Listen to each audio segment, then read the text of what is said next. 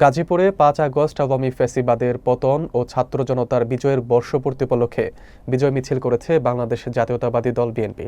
ছাত্র জনতার জুলাই আন্দোলনের ধারাবাহিকতায় আয়োজিত এই কর্মসূচিতে অংশ নেন শতাধিক নেতাকর্মী। বিস্তারিত থাকছে এম এ আজিজের তথ্যচিত্রে। মঙ্গলবার দুপুরে গাজীপুর মহানগরের গাছা থানা এলাকায় বিশাল বিজয় মিছিলের আয়োজন করা হয়। মিছিলটি জাতীয় বিশ্ববিদ্যালয়ের গেট থেকে শুরু হয়ে বোটবাজার বাসস্ট্যান্ড ও সাইনবোর্ড এলাকা প্রদক্ষিণ করে।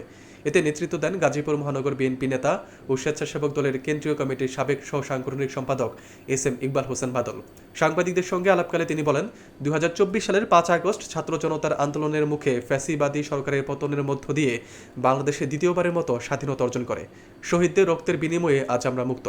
বিজয় মিছিলে আরও উপস্থিত ছিলেন গাজীপুর মহানগর তাঁতি দলের যুগ্ম আহ্বায়ক মোহাম্মদ ওসমান গনি, বিএনপির মহানগর ও থানা পর্যায়ের নেতৃবৃন্দ সহ স্থানীয় বহু নেতাকর্মী।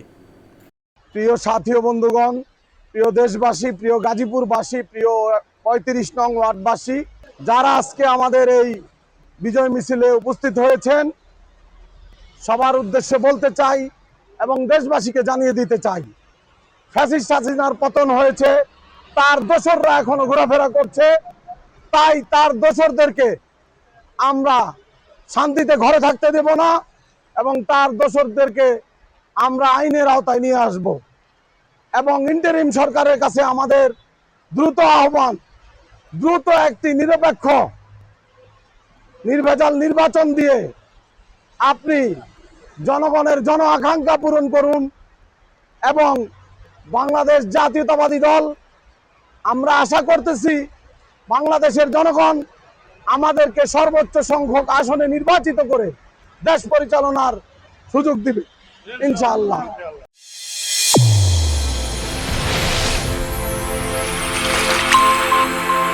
চ্যানেল A1 হৃদয়ের স্পন্দন।